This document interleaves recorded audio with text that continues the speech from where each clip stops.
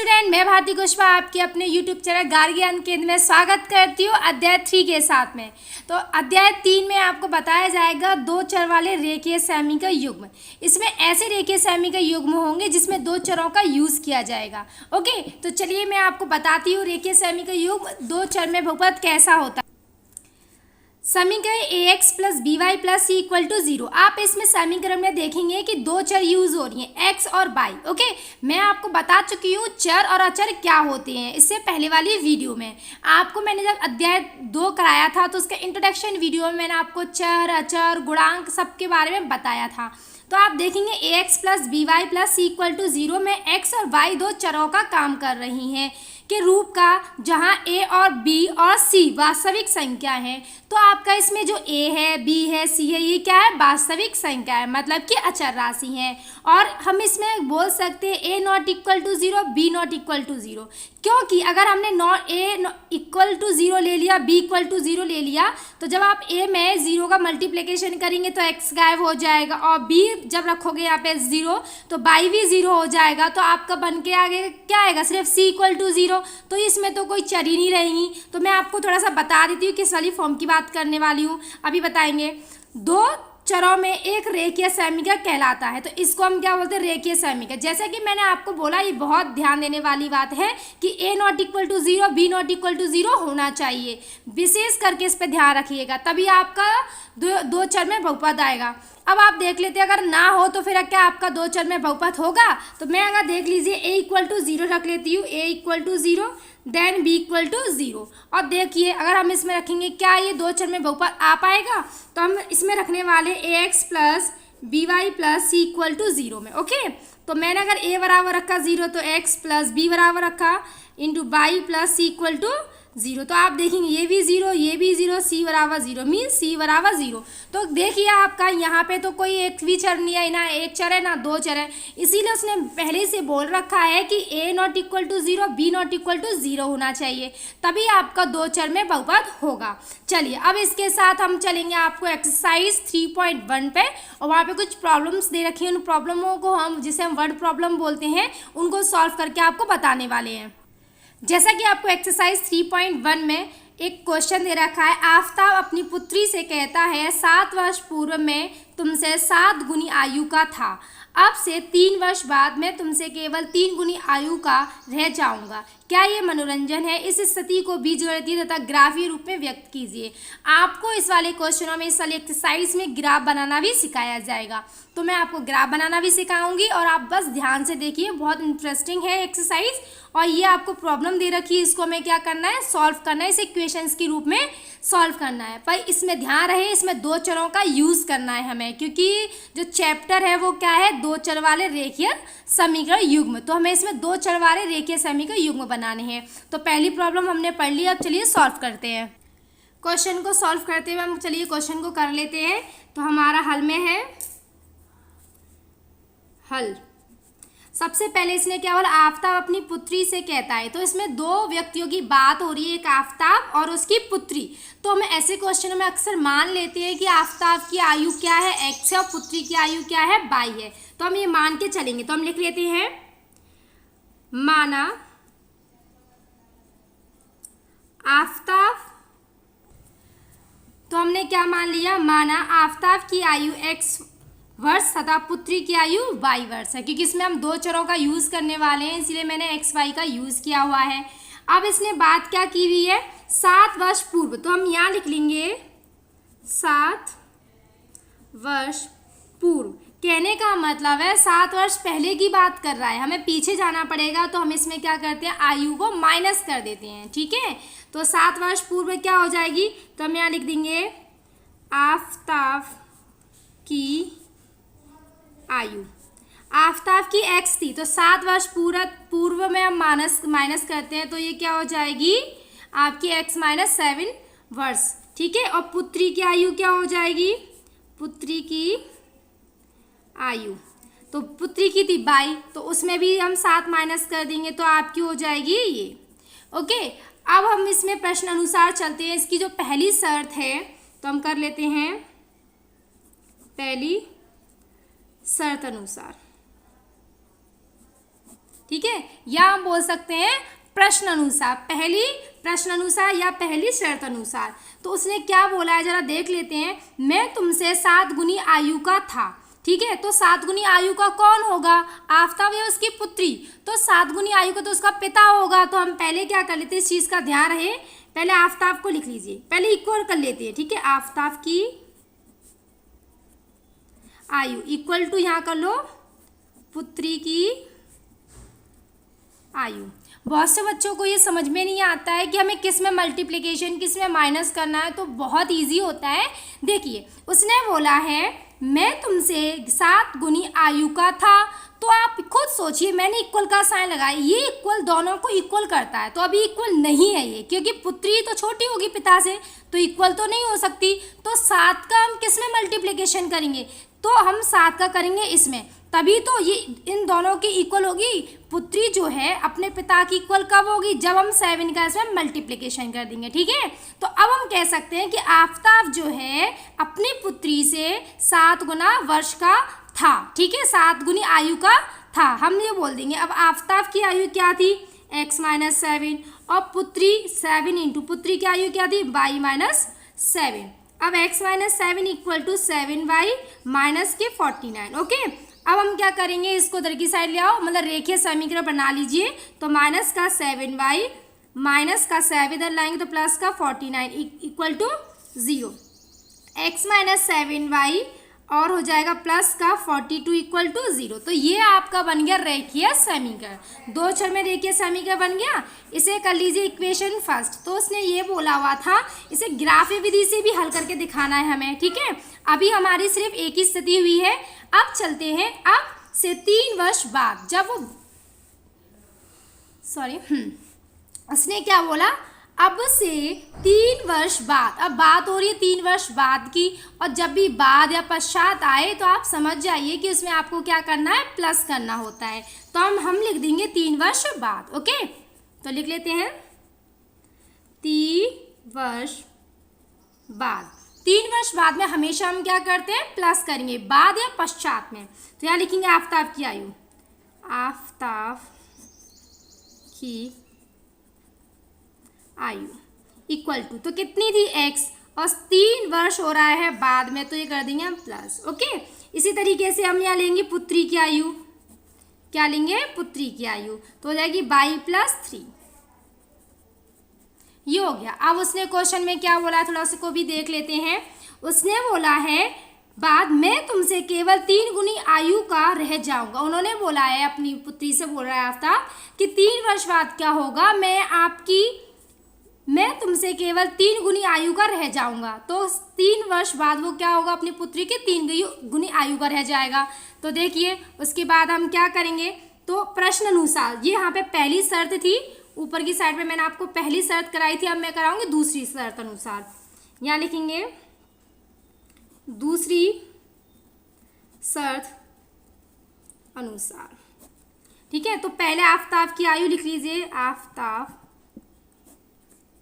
की आयु equal to कर लो पुत्री की आयु, पुत्री की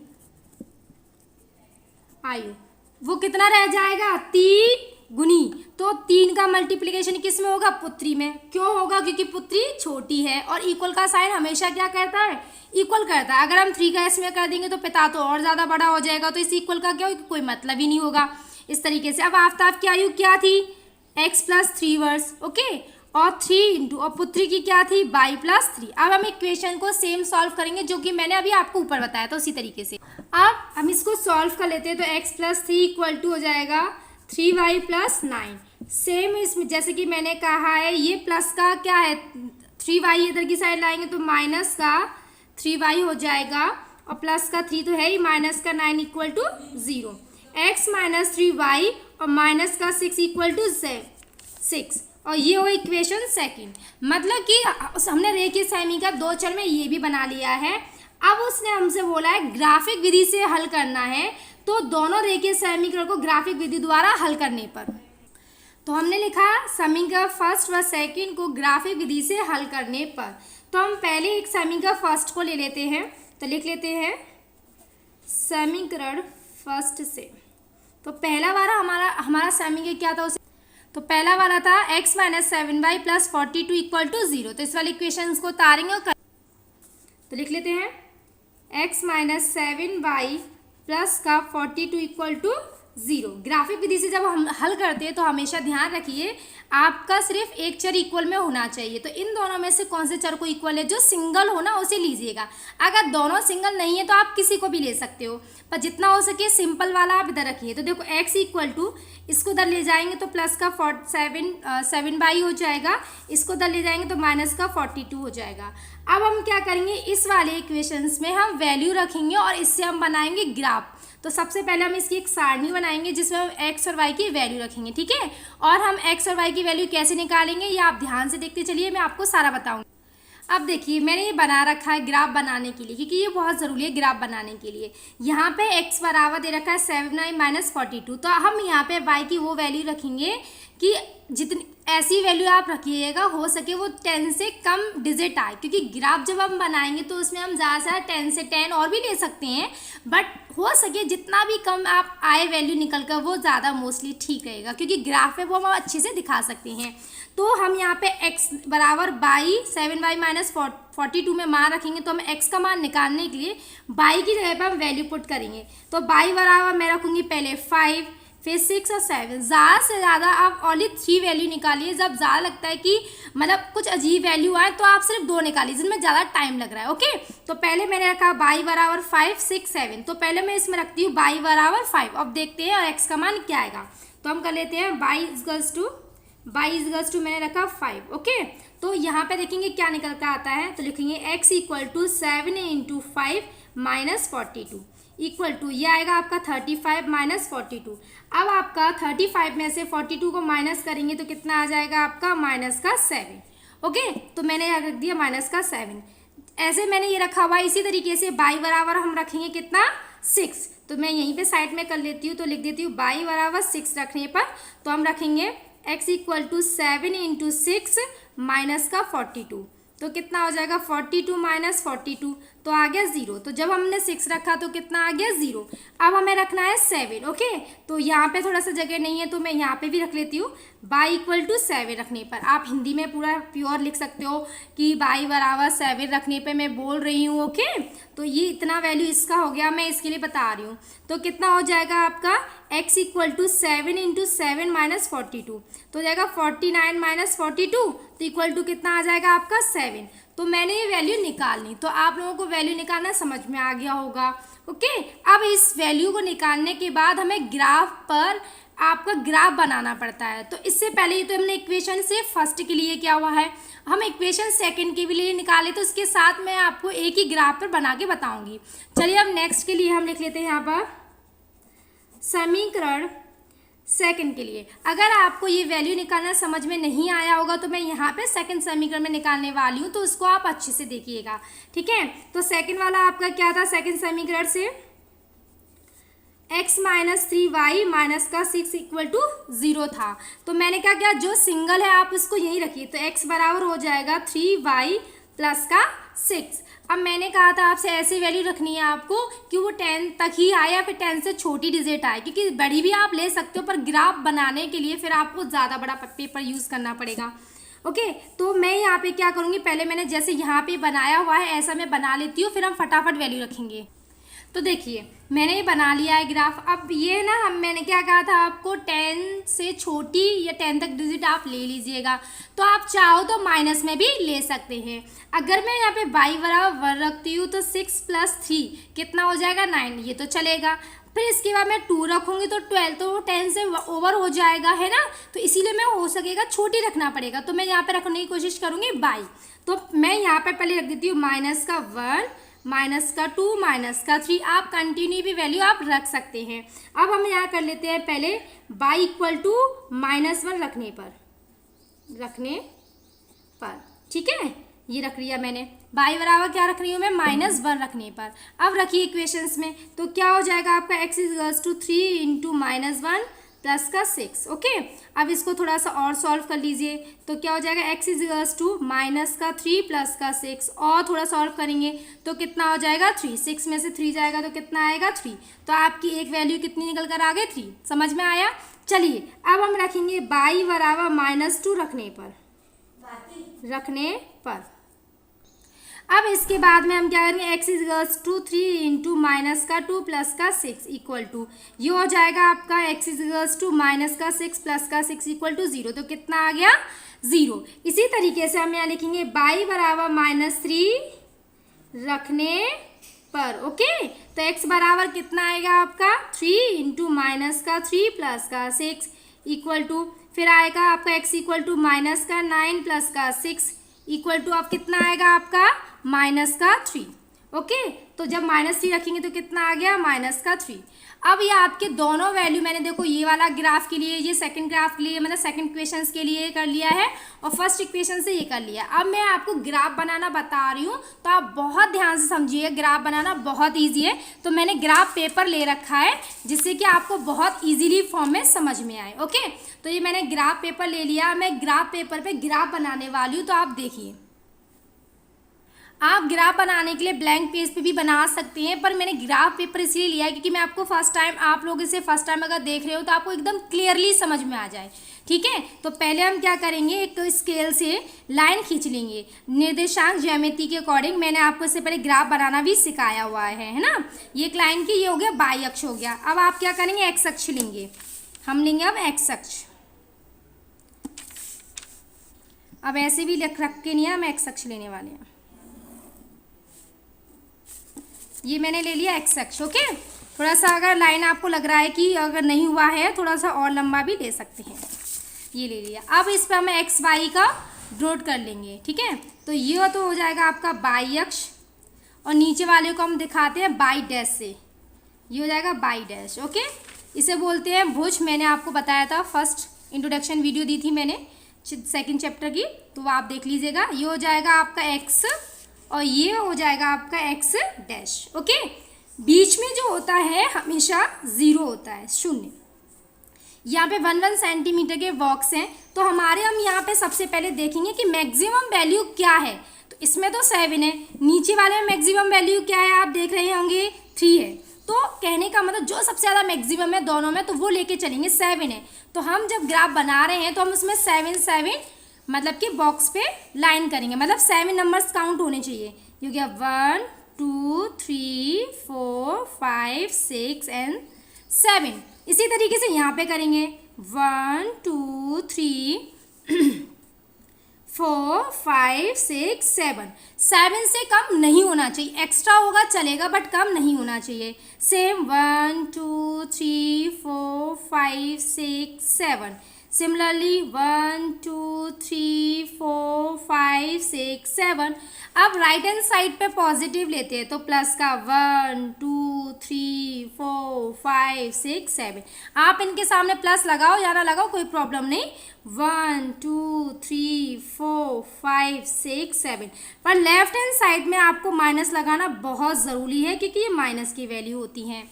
इसी तरीके से यहाँ पे ये ऊपर वाले कोऑर्डिनेट जो होता है, फर्स्ट कोऑर्डिनेट ऑलरेडी प्लस के होते हैं, तो यहाँ पे लेंगे हम 1 2 3 4 5 6 7। ये प्लस के हैं, आप शो करना चाहो ऐसे करके प्लस के तो कर सकते हैं, नहीं तो कोई प्रॉब्लम नहीं क्योंकि डिजिट खुद में एक पॉजिटिव होती है। यहाँ पे -1 -2 -3 -4 -5 -6 -7। ओके, अच्छा कोऑर्डिनेट में क्या होता है, फर्स्ट जो कोऑर्डिनेट होता है वो दोनों में प्लस प्लस होता है, प्लस देन प्लस। ओके, मैं बता देती हूँ। और सेकंड कोऑर्डिनेट में क्या होता है, माइनस होता है और प्लस का होता है। थर्ड कोऑर्डिनेट जो होता है उसमें दोनों ही क्या होते हैं, माइनस के होते हैं। मैं इसमें शो कर रही हूँ, वैसे आपको मैं ग्राफ बनाने वाली हूँ, आपको उसमें ग्राफ में ये नहीं दिखाना है, मैं सिर्फ आपको दिखाने के लिए बता रही हूँ, प्लस और माइनस होते हैं इसमें। ठीक है, ये सिर्फ मैं आपको साइन शो करने के लिए बता दिया, अब मैं इसमें ग्राफ बनाना बताने वाली हूँ। तो चलिए, ग्राफ बनाने के लिए बहुत ईजी है। सबसे पहले आपके पास ये वैल्यू होनी चाहिए, तो आप देख लेंगे फर्स्ट समीकरण से। यहाँ पे माइनस का 7 और प्लस का 5, तो हम एक्स वाली लाइन पर जाएंगे 7 पर और वाई पर जाएंगे 5 पर। तो देखिए हमारा x ये रहा और 7 ये रहा, और वाई पे ज़रा देखिए 5 का है ये रहा। तो हम क्या करेंगे, यहाँ से इस लाइन को और 7 को, इन दोनों को मीट करेंगे, मतलब मिलाएंगे। ये देखो 7 वाला हो गया और ये यहाँ से जो देखेंगे ये क्या हो जाएगा 5 वाला। तो इसको ऐसे पॉइंट कर लीजिए, सर्कल हो गया। समझ में आया कैसे लिया, देखो ये 5 के स्ट्रेट में है और ये 7 के में। ओके, ये हो गया, ये फर्स्ट इक्वेशन चल रही है। फिर उसके बाद देखेंगे बाई पे जो है x पे है 0 और बाई पे है 6, तो x पे तो ये 0 हो गया और बाई पे क्या है 6, तो 6 आपका ये रहा। तो सिर्फ यहीं पे ऐसे करके और इसको सर्कल बना दीजिए। ओके, उसके बाद फिर देखिए +7 और +7 दोनों ही कैसे हैं, प्लस के हैं। तो देखिए x और बाई दोनों पर प्लस पे आ जाइए। तो बाई का तो ये रहा, ठीक है, सॉरी x का तो ये रहा माइनस और बाई का ये रहा। तो इन दोनों को जब मिलाएंगे तो आपका कहाँ बनेगा, ये यहाँ बनेगा। एक मिनट, तो देखिए अभी मैं यहाँ पे बताई थी -7 +7, बट हमारे पास यहाँ पे एक बार फिर से देख लीजिए, हमारे पास दोनों ही कैसे हैं, पॉजिटिव। हमें इसमें नहीं आना, तो फर्स्ट कोऑर्डिनेट में जाना है, जो मैंने प्लस के साइन शो किए इस वाले में। ओके, तो देखेंगे हम इस वाले का 7 और इस वाले का 7, ठीक है। तो मैंने जैसे कि आपको बताया कैसे पता चलेगा कहाँ पे करने वाले हैं, तो इस वाले के 7 का जस्ट इक्वल लेंगे और इस वाले का लेंगे, तो ये कहाँ मीट करेगा, यहाँ पे पॉइंट करेगा, ठीक है। कैसे पता करते हैं मैं आपको फिर से स्केल के माध्यम से बताती हूँ। देखो ये 7 पे रखा मैंने, ठीक है, और यहाँ पे 7 वाले पे कहाँ है, यहाँ से रखेंगे, ये रहा। तो आपका 7 वाला कहाँ हो रहा है, यहाँ पे। इसको ऐसा करते हुए फिर हम एक स्केल से एक लाइन बनाएंगे, ठीक है, ऐसे करके। आप ध्यान से देखेंगे, वो मुझे घुमाना पड़ रहा है क्योंकि मैं स्केल से लाइन करने वाली हूँ। आप देखिए अच्छे से, ऐसे करके इनको मीट कर दीजिए, मिला दीजिए, ये ठीक है। ये आपकी स्ट्रेट ही आएगी, आप उसकी टेंशन ना लें, क्योंकि अगर आपने ग्राफ एकदम परफेक्ट बनाया तो आपकी लाइनिंग कहीं से भी वो नहीं होगी और आपके सर्कल कट कर जाएंगे। ये बढ़ गई आपकी फर्स्ट वाली इक्वेशंस की। अब पॉइंटों के नाम रख दीजिए, मतलब पॉइंट में आपका क्या था, पहले था -7 और यहाँ पे कितना था 5, ठीक है। यहाँ पे आपका क्या था, x तो 0 था और बाई कितना था 6 थी, और यहाँ पे क्या था आपके दोनों ही 7 थे, ठीक है। तो ये आपके बन के आ गए। अब इनके नाम रखना चाहो तो इसका नाम A, इस वाले पॉइंट का नाम B और इसका नाम रख लेंगे C। अब चलते हैं सेकंड वाली इक्वेशंस के लिए। तो देखिए सेकंड वाली की वैल्यू है आपकी +3 और -1। तो ग्राफ पे देखेंगे हम, ठीक है। फिर से हम एक और इसी ग्राफ है, क्योंकि एक ही क्वेश्चन के हम 2 ग्राफ नहीं बनाएंगे, एक ही पे चलेंगे। ओके, तो चलिए हम चलते हैं। तो हमारा क्या है, +3, तो +3 तो ये रहा x पर, और बाई है माइनस, तो बाई माइनस का आपका यहाँ पर है, तो इसका मतलब भी कहाँ पे मीट करेगा, यहाँ पे करने वाला। तो मैंने ये सर्कल कर दिया। उसके बाद है आपका, मैं दिखा देती हूँ, x है 0, बाई है -2, ठीक है। x है 0 तो x हो गया 0, बाई क्या है माइनस का 2, तो हम ये यहीं पर रहेगा। तो मैंने इसको ऐसे कर दिया ब्लैक से, मैं इसलिए ब्लैक पेन से दिखा रही हूँ, आपको अच्छे से दिखाई दे। नेक्स्ट वाला है लास्ट -3 और -3, ठीक है। अब ग्राफ पर देखिए -3, तो माइनस का 3 एक ये रहा और माइनस का 3 ये रहा, तो इन दोनों को देखिए मीट कराएंगे यहाँ से ऐसे करके, तो पॉइंट होगा आपका यहाँ पर, ठीक है। अब इनको मीट कर दीजिए, जैसे मैंने मिलाया था ना ऐसे ही मिला दीजिए आप स्ट्रेट लाइन। इसके लिए कितना लंबा होना चाहिए, आप जितना कर सको कर लो, बस आपको 3 पॉइंट कटने चाहिए, ये हो गया। और उसके बाद इनके नाम रख दीजिए आप, इन ग्राफ के पहले पॉइंट्स रखिए फिर नाम रख लीजिए। ये वाला आया था -3, -3, ध्यान रहे पहला x होता है, दूसरा बाई होता है। फिर यहाँ पे था आपका x था 0, बाई था -2, और ये वाला था आपका x था 3 और बाई था -1, ठीक है। ABC हो चुके हैं, तो ABC, तो इसे कर लीजिए D, इसे कर लीजिए E और इसे कर लीजिए F। ये आपका ग्राफ बन के तैयार है। तो आपके क्वेश्चन में ग्राफ बना के दिखाना था, आप एक बार अच्छे से देख लें मैंने ग्राफ कैसा बनाया है, और क्वेश्चन को भी सॉल्व करके मैंने बता दिया है, तो आपको क्वेश्चन बिल्कुल समझ में आ गया होगा।